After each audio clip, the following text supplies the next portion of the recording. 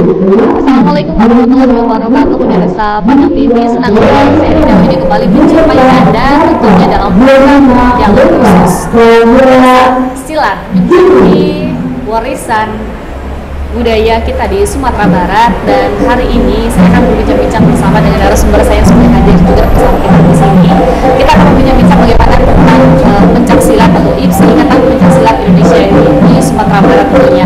Karena saat ini kegiatan Festival Silat Tradisi Nasional 2024 sedang dilaksanakan di Kota Waipuna untuk beberapa hari ke depan. Nah, kita akan berbincang-bincang ini bagaimana kegiatannya, kemudian apa sih silat yang harus dikembangkan di Sumatera Barat dan apa yang harus dipertahankan dari tradisi silat yang ada di Sumatera Barat. Sudah hadir bersama kita ada Bapak Kepala Dinas Kebudayaan Sumatera Barat, Dr. Haji Jeffrey SH MSI. Kita akan memanggil saja. Assalamualaikum Pak Jeff. Waalaikumsalam, Rinda. Sehat hari ini Pak? Alhamdulillah. Cukup sibuk hari ini Pak Jeff. Wah, luar biasa kegiatan kita. Sejak kemarin kita kegiatan silat juga di Payakumbuh sampai hari ini dan sampai besok. Sampai besok ya? Oke. Tapi tetap semangat ya Pak Jeff? Alhamdulillah, semangat terus. Oke. Di sebelah Pak Jeff ada kurator tradisi silat, ada Buya Zuhari Abdullah. Assalamualaikum Buya. Waalaikumsalam warahmatullahi wabarakatuh. Sehat hari ini Buya? Alhamdulillah. Alhamdulillah. Masih semangat ya Buya ya? Insya Allah. Karena besok ini masih ada kegiatan kita untuk festival silat ini ya? Iya. Oke. Nah, kita berbicara mengenai silat. Tentu silat ini adalah bentuk warisan budaya benda ya, Ya. Pak Ziad dan juga Buya. Tentu kita berkilas balik ini mengenai silat di tradisi Sumatera Barat. Karena pencak silat dari Sumatera Barat tentu dari zaman dulunya sampai dengan zaman sekarang tentu akan ada perkembangannya. Kemudian harus ada juga yang harus kita pertahankan dari silat di Sumatera Barat. Kalau Pak Ziad sendiri melihat mengenai pencak silat, khusus di Sumatera Baratnya seperti apa sekarang? Ya, terima kasih Rinda. Jadi silat ini merupakan tradisi budaya kita yang sudah turun-temurun diadakan oleh nenek moyang sejak dulu. Nah, ini berlanjut sampai saat ini kita laksanakan, dan ini merupakan warisan budaya tak benda yang sudah diakui oleh dunia melalui UNESCO, dan ini sudah menjadi mendunia. Semua orang sekarang di dunia sudah mengetahui bahwasanya silat tradisi ini sudah ada di Minangkabau, di Sumatera Barat sejak zaman dahulu. Nah, untuk supaya silat tradisi kita ini terus menerus, jangan sampai terhenti, baik itu dari generasi muda, Gen Z, supaya dia tahu bahwasanya silat ini sudah merupakan punya kita sejak zaman dahulu. Maka untuk itulah kami melalui Dinas Kebudayaan dengan kerjasama dengan anggota DPRD Provinsi Sumatera Barat, Pak Ketua DPRD Bapak Supardi Sarjana Hukum, membuat festival silat tradisi nasional ini yang sudah dimulai sejak kemarin. Kita laksanakan fokus grup diskusi yang kita laksanakan di Hotel Grand Rizky di Payakumbuh ini, dan luar biasa yang hadir tua-tua silat di Sumatera Barat termasuk di provinsi lain. Nah, kemarin kita sudah bicarakan bagaimana silat ini ke depan dan juga perkembangannya. Nah, hari ini kita langsung praktekkan, langsung tampil anak-anak muda kita, dan juga dihadiri oleh tua-tua silat se-Sumatera Barat, dan juga ada 8 provinsi yang hadir di sini. Nah, sudah hadir semua 8 provinsi ini. Nanti akan ditampilkan masing-masing provinsi terhadap silat tradisinya. Yang sekarang sedang berlangsung adalah dari kabupaten kota se-Sumatera Barat, dan ini terus kita kembangkan silat tradisi ini supaya masyarakat kita kenal silat ini terus menerus. Betul. Sehingga nanti tidak hanya berkembang olahraga dari luar negeri yang bernama kegiatan olahraga, tapi juga kegiatan silat ini di samping untuk pengamanan diri juga sebagai olahraga. Nah, untuk itu maka kami dari Dinas Kebudayaan terus menerus melaksanakan kegiatan ini supaya bermasyarakat lagi silat ini sehingga diketahui oleh masyarakat banyak. Itu ya keinginan kita lagi. Kita tidak mau silat ini terhenti, silat ini tidak lagi dikenal oleh masyarakat. Nah, untuk itulah kita menyebarkan, memasyarakatkan kembali, mengupdate kembali, kemudian juga kita perbanyak festival-festival ini di Sumatera Barat. Oke, nah terkait mengenai sile yang Bapak sampaikan tadi bahwasanya mengangkat kegiatan ini tentunya agar kegiatan kita ataupun sile yang sudah menjadi tradisi tadi tidak hilang di dalam zaman tentunya ya, betul. Memperkenalkan kepada Gen Z tentunya, karena hanya Gen Z ini berfokus pada gadget saja ya Pak ya. Iya betul. Dan tidak hanya berfokus pada olahraga yang sudah mendunia atau nasional, bahkan kita sebagai masyarakat Sumatera Barat bahwasanya kita punya olahraga yang bisa membela diri kita juga. Iya betul. Itu tujuan kita untuk melaksanakan kegiatan Ya, pada hari betul. ini. Kalau menurut Pak Jeffrey sebenarnya, apa sih Pak dari pencak silat sekarang ini yang harus kita pertahankan untuk sampai ke masa yang akan datang menuju Indonesia Emas tahun 2045? Apa yang harus kita pertahankan dari pencak silat menurut Bapak? Yang perlu kita pertahankan tentu semua nilai-nilai yang ada dalam silat itu. Ada nilai etika, ada nilai sopan santun, ada saling menghormati, kemudian saling kerjasama, dan tidak boleh individu, tidak boleh kita berkelahi. Dan nilai-nilai itu ada di silat itu semua. Terutama juga kaitan dengan surau, dengan agama. Karena dulu berkembangnya silat di Indonesia, terutama di Sumatera Barat, kaitannya sangat kuat dengan surau. Karena seperti saya dulu waktu kecil-kecil itu mengaji di surau. Sudah mengaji di surau, malam hari kita berlatih silat. Nah, jadi kita inginkan masyarakat kita, terutama Gen Z, kalangan generasi muda ini kembali mencintai itu, karena ini budaya kita. Dengan silat kita bisa belajar agama, belajar adat istiadat, kemudian belajar tentang budaya, belajar tentang seni Minangkabau, sehingga ini akan menghindari generasi muda dari kegiatan-kegiatan negatif, ya. Dengan bersilat, Linda, anak-anak kita akan terhindar dari narkoba, terhindar dari LGBT, terhindar dari tawuran, daripada tawuran anak-anak remaja kita, tawuran pelajar, karena mereka sudah punya ilmu. Kalau sudah punya ilmu, dia dikungkung oleh pengetahuan dan dikungkung oleh supaya jangan dia berkelahi. Karena ada istiadat silat ini sudah tertanam dalam dirinya untuk saling membantu, bekerja sama, dan tidak boleh berbuat kejahatan. Jadi dengan belajar silat, generasi muda kita harapkan terhindar dari perbuatan-perbuatan negatif. Dia rajin beragama, kemudian tahu adat istiadat, seni budaya, dia paham itu, sopan santun, sehingga nanti ini merupakan positif bagi kita untuk dikembangkan di Sumatera Barat, supaya generasi muda kita tidak berbuat negatif. Itu yang harus tetap dipertahankan dari silatnya sendiri. Banyak sekali sebenarnya nilai-nilai yang harus kita pertahankan dari silat ya. Tetapi di samping untuk mempertahankan, tentu dengan kemajuan zaman itu akan ada perubahan ataupun kemajuan yang akan kita progres untuk pencak silat, tidak hanya dengan kegiatan seperti ini saja. Harus kita tambah lagi untuk pencak silat kita khususnya di Sumatera Barat seperti apa? Ya, ini kita sudah mulai mencoba merutinkan kegiatan ini, sudah yang ketiga ya Pak Bu ya. Kegiatan kita ini ketiga, insya Allah kita usahakan juga tahun depan. Jadi kita inginkan berlanjut gitu kegiatan festival seni silat serat tradisi ini, sehingga dia tidak mati gitu. Nah, kemudian kedua, kita berharap silat ini menjadi muatan lokal di sekolah, jadi pembelajaran di sekolah. Nah, kita berharap dia sejalan dengan pembelajaran BAM di sekolah, pelajaran keminangkabauan di SD, dari SMP dan SMA. Jadi dia belajar BAM juga, kita harapkan ke depan Pak Gubernur juga sudah mengharapkan ini bisa menjadi muatan lokal. Dan kalau jadi muatan lokal, belajar BAM dan belajar silat, dan ini sudah dilakukan oleh Bapak Profesor Dr. Fauzi Bahar ketika menjadi Wali Kota Padang. Dari sejak SD, SMP, dan SMA waktu itu diwajibkan pembelajaran olahraga dan ekstrakurikulernya adalah silat. Kalau dapat, memang ke depan Sumatera Barat, anak-anak sekolah kita, pembelajaran olahraga dan juga pembelajaran ekstrakurikulernya adalah silat gitu. Nah, ini yang kita harapkan ke depan. Berarti nanti akan berkolaborasi dengan sekolah ya Pak ya? Dengan sekolah. Dan kita nanti sampaikan ke Pak Gubernur untuk bisa nanti Dinas Pendidikan membuat program ini, sehingga ini wajib dari SMP SD, SMP, dan SMA.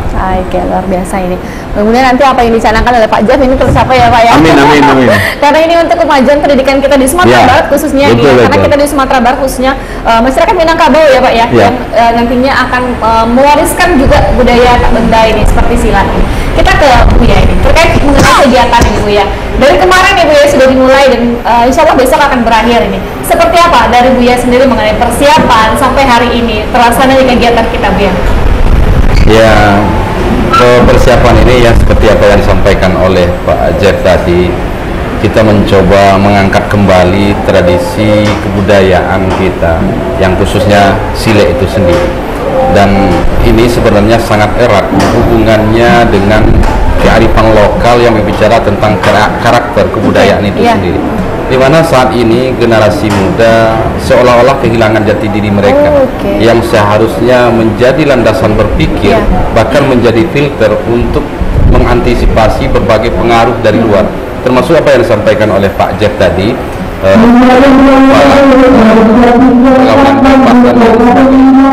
jadi ketika kita mencoba menelusuri kembali warisan budaya khususnya silat, sebagaimana apa yang dijelaskan Pak Jeff sebagai salah satu metode pendidikan klasik Minangkabau, di mana antara surau dan silat itu tidak bisa dipisahkan. Jadi di surau kita mempelajari berbagai pengetahuan, sejak dari pengetahuan agama, kebudayaan, ekonomi, sosial, politik, bahkan kesehatan. Pengetahuan ini kemudian digodok dan dirumuskan, bahkan diaplikasikan dalam bentuk gerak langkah untuk melatih keterampilannya sendiri. Dan inilah yang telah berhasil melahirkan para pendeka-pendeka masa lampau yang tampak yang terlihat oleh founding father bangsa kita seperti Bung Hatta, Haji Agus Salim, Buya Hamka dan lain sebagainya. Dan orang-orang itu diakui dunia, dan beliau dilahirkan dengan gaya pendidikan klasik Minangkabau bermodel sasaran dan surau. Dan hari ini kita berharap seperti apa yang disampaikan oleh Pak Jeff, Dinas Kebudayaan sejak tahun 2017 cukup eksis menggelar berbagai event-event kebudayaan, lebih dominan ke silat, karena silat merupakan rumusan pengetahuan yang dirumuskan, diwujudkan dalam gerak langkah sebagai bayangan kepribadian. Dan kali ini Pak Supardi bermimpi bagaimana silat menjadi salah satu kekuatan daerah. Bahkan untuk Kota Payakumbuh sendiri, silat menjadikan ikon untuk menjadi daya tarik dan perkembangan daerah ke depannya, termasuk mengantisipasi berbagai kenakalan-kenakalan remaja ke depan. Untuk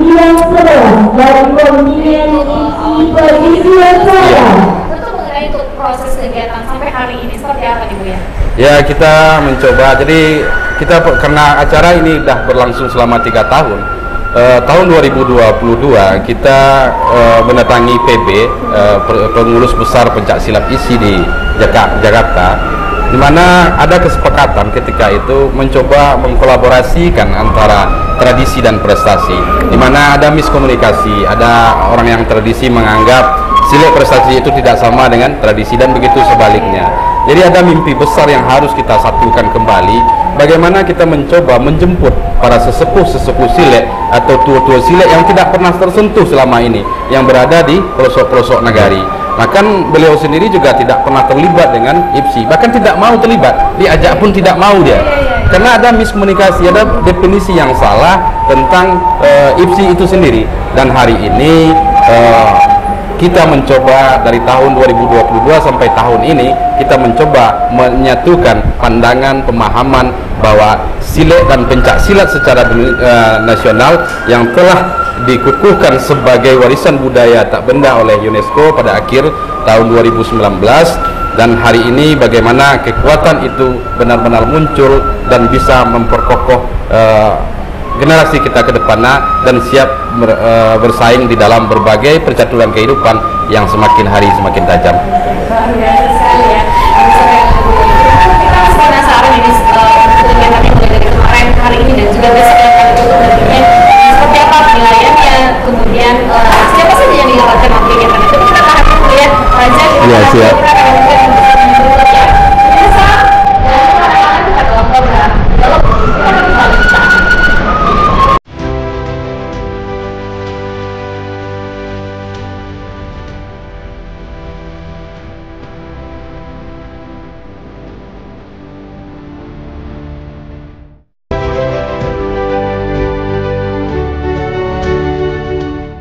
kasih pemirsa, Anda masih menyaksikan kami dalam Dialog Khusus. Kita masih membahas mengenai kegiatan Festival Silat Tradisi Nasional tahun 2024. Kita kembali ke Pak Jam ini ya.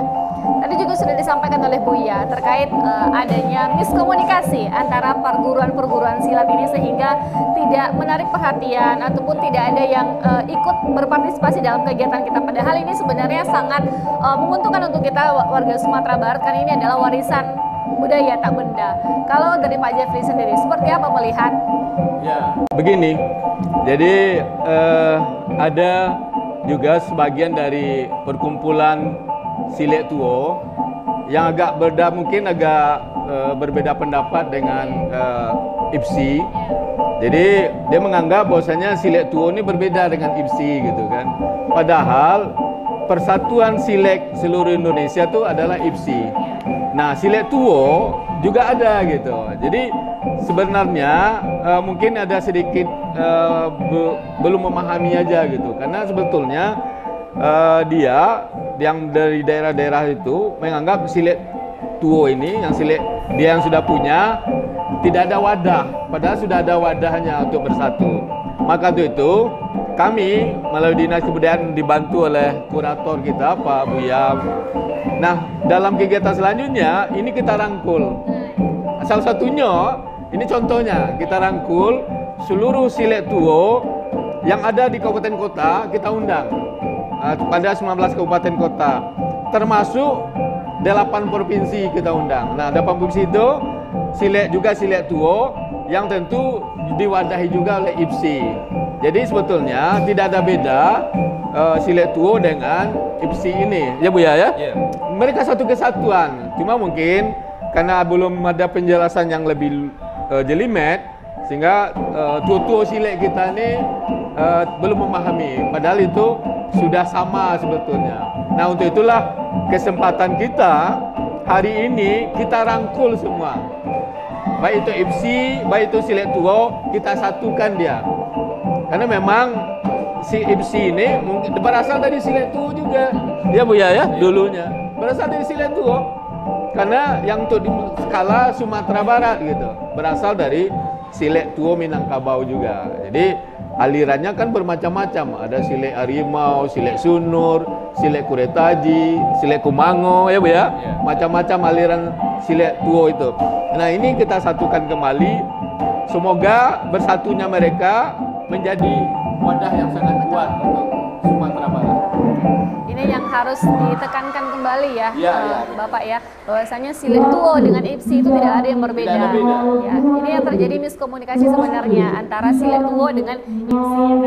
Ya, ini yang sudah dijemput oleh Buya di kita bersama dengan Buya dengan ke kabupaten kota, teman-teman kita Dinas Kebudayaan menemui mereka kembali. Ya Bu ya? Sudah kita temui seluruh kabupaten kota, tetua-tetua silet itu dan mereka sudah paham gitu. Karena penjelasan Buya dan penjelasan kami dari Dinas Kebudayaan tidak ada beda. Alhamdulillah sudah sama semua. Itulah kesempatan hari ini kita rangkul. Dan mereka tampil semua sekarang. Silet-silet Tuo yang dari daerah-daerah yang sampaikan Buya tadi. Oke, Buya, berarti untuk saat kegiatan ini yang tahun ketiga berarti ya, tahun ketiga. Daerah mana saja yang ikut bergabung dalam kegiatan festival ini, Buya? Jadi secara kedaerahan di Sumatera Barat kita mencoba mengikut sertakan seluruh kabupaten kota yang ada. Kemudian ada 8 provinsi yang kita undang. Kalau tahun lalu ada Jawa Tengah, ada Bali, kita coba ganti tahun ini gitu kan. Kalau tahun ini kita coba mengundang Aceh, Medan, DKI Jakarta, dan harapannya kalau nanti terwujud seluruh provinsi itu ikut, itu harapan kita. Bagaimana, bahkan ada yang unik dari ungkapan salah seorang sesepuh silet di Jakarta, Bapak Edi Nalapraya, bahwa silat di Nusantara itu seluruhnya dipengaruhi oleh silet Minangkabau. Oleh sebab itu dapat dikatakan bahwa Sumatera Barat itu adalah gerbangnya pencak silat. Dan ketika tamu-tamu kita undang dari berbagai provinsi, mereka juga mengakui. Termasuk tadi juga saya diskusi dengan tamu kita yang dari Jawa Barat. Bahkan mereka mengakui bahwa leluhur mereka mempelajari silat dari Sumatera. dari kita kita semuanya. Martabat. Bahkan bukan sekedar Nusantara yang dalam ruang lingkup Indonesia gitu kan, bahkan ke Malaysia, Filipina dan berbagai negara kita cukup berkembang. Sebab leluhur kita, nenek moyang kita rata-rata perantau. Dan orang Minang dahulunya silet sebagai salah satu bentuk atau wujud dari pengetahuannya, sampainya di rantau juga itu yang dikembangkan. Jadi rata-rata itulah yang menyebabkan perkembangan silet itu menjadi lebih cepat dan menyebar ke berbagai wilayah di Nusantara. Dan juga kita berharap kegiatan ini kita juga menjadi salah satu kekuatan dan magnet yang dapat mempengaruhi dan menarik pergerakan ekonomi seperti di bidang pariwisatanya. Bagaimana perkumpulan ini terjadi, pergerakan ekonomi terjadi, ada UMKM yang jualan seperti homestay yang terpakai dan lain sebagainya. Jadi banyak hal yang ingin kita capai dan kita harapkan dari penyelenggaraan acara ini, dan kita coba mempersiapkan sebaik mungkin. Oke, bukan hanya tradisi siliknya dapat, tapi Iya. semuanya dapat ya, Dapat. dari segi ekonomi, pariwisata, Iya. itu sosial juga. Sosialnya kita, dapat. Ada kegiatan positifnya untuk kegiatan festival itu. Iya. Ya. Nah, Bu ya, ini sedikit mengenai provinsi yang diundang tadi sebagai gestar jadinya. Iya. Gestar yang akan tampil juga untuk memeriahkan kegiatan ini. Provinsi mana saja yang kita undang untuk tahun ini, Bu ya? Tahun ini kita ngundang ada DKI Jakarta. Oke. Kemudian ada Banten, ada Aceh, Sumatera Utara, Jambi, Riau dan Kepri. Nah, kemudian juga ada tamu kita yang dari Jawa Barat yang hanya ingin berpartisipasi. Sebenarnya tidak diundang sebelumnya, tapi dia karena ada antusias yang antusias ya. Iya. Bahkan bukan tanggung-tanggung, mereka membawa rombongan 20 orang. Iya. Oke. Via pribadi.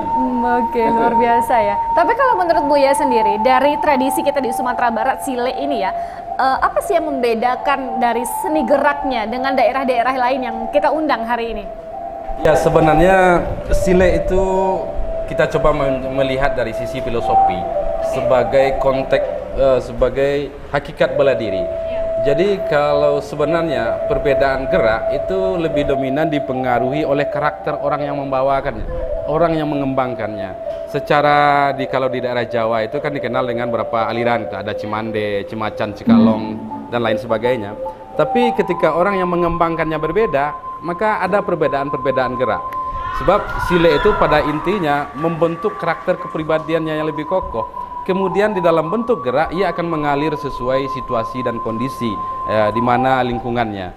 Jadi silet akan berkembang, dan sebagaimana ungkapan filsafat, dima bumi dipijak, di sinan langit dijujuang, dima rimbo dipatah, di sinan nayi disawa.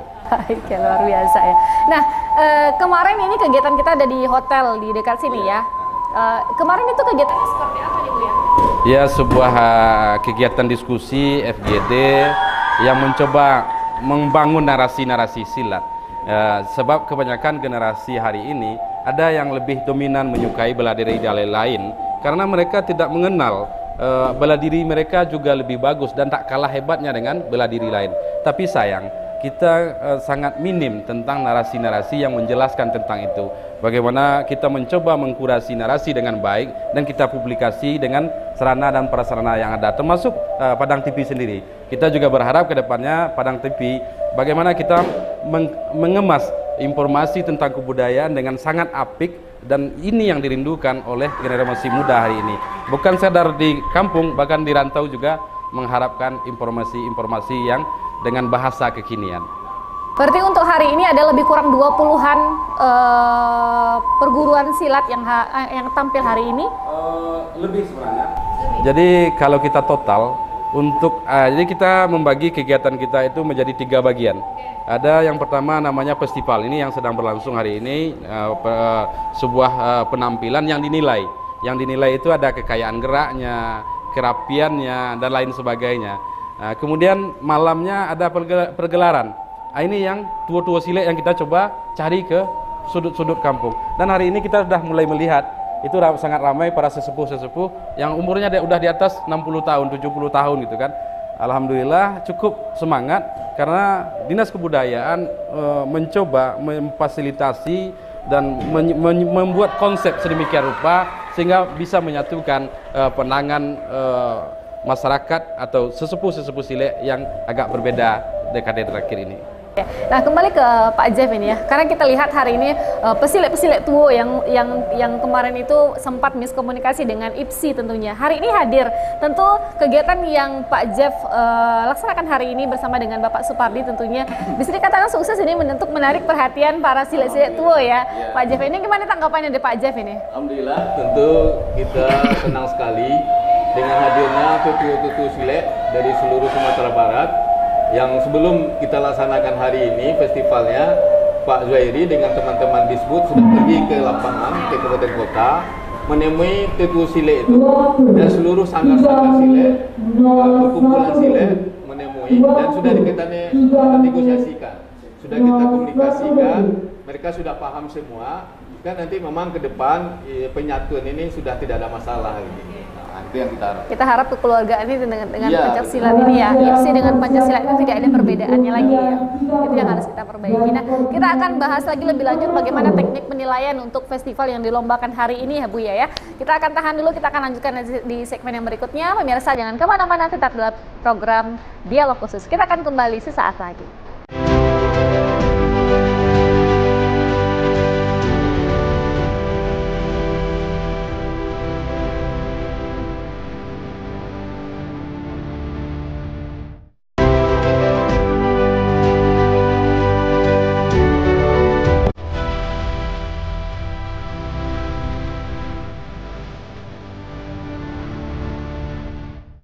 Terima kasih pemirsa Anda masih menyaksikan kami dalam program Dialog Khusus, masih membahas mengenai kegiatan Festival Silat Tradisional Silat Nasional 2024 ya. Tentunya tadi kita sudah membahas mengenai kegiatan silat ataupun kilas balik mengenai silat yang ada di Sumatera Barat tentunya. Kita kembali ke Buya ini Buya, mengenai kegiatan kita hari ini yang diperlombakan ya festival ini. Tentu ada kriteria-kriteria penilaian sehingga para guruan silat ini hadir ke sini untuk menampilkan yang terbaik. Tentu ada sebelumnya ada seleksi-seleksi terlebih dahulu ya Buya. Ini seperti apa nih Buya? Ya, kalau soal seleksi dan utusan dari kabupaten kota itu kita serahkan ke pencapnya masing-masing atau kabupaten kotanya masing-masing. Cuman kita menyediakan standarisasi atau juklak-juknisnya sesuai dengan kegiatan yang kita rencanakan.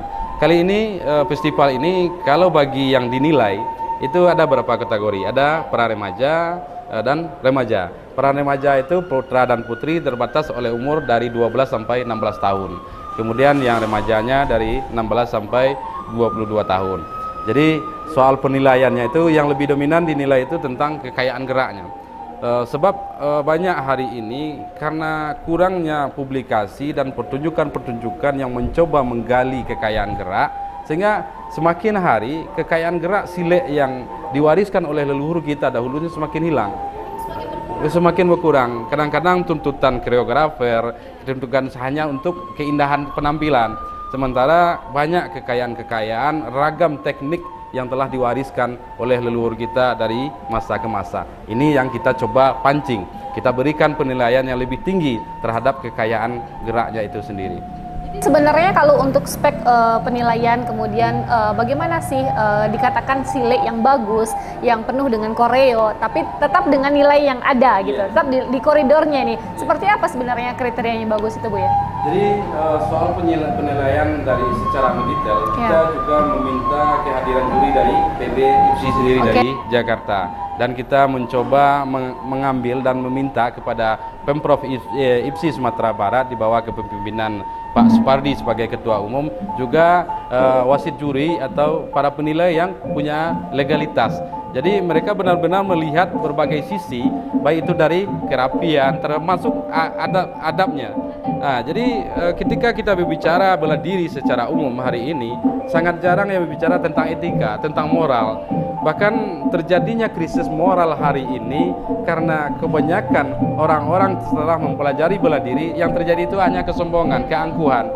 Sementara silat itu sebenarnya lebih menanamkan rendah hati. Bahkan filsafatnya mengenalkan lahir silat silaturahmi, batin silat mengenal diri. Bagaimana kita mengenal hakikat dan sejatinya diri, bahwa pada hakikatnya manusia ini tidak ada apa-apanya tanpa Tuhan yang Maha Kuasa. Berarti sebenarnya memang nilainya dulu yang harus nilainya yang harus kita ditanamkan angkat dulu, baru geraknya itu nanti akan mengikuti seperti itu ya Buya ya. Oke. Nah, apa sih harapan Buya untuk kegiatan kita hari ini Buya? Ya, kita sangat berharap bagaimana sile dan suraunya sebagai metode dan pola pendidikan klasik Minangkabau bisa hadir hari ini dengan kemasan kekinian dan bisa melahirkan generasi-generasi yang pendeka sejati dan siap menghadapi berbagai pencaturan kehidupan dan bisa mampu bersaing di dalam berbagai sisi. Sebab sile bukan sebatas berbicara tentang teknik pertarungan, tapi adalah metode dan taktik menjalani kehidupan.